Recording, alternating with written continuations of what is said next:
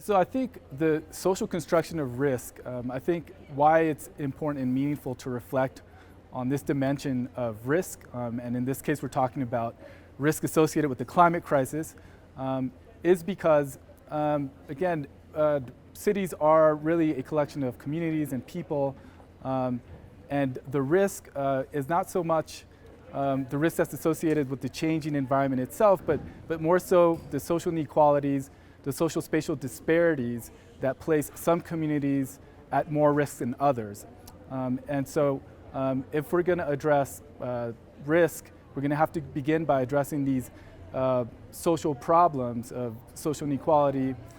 lack of access to housing, racial segregation, economic disparity,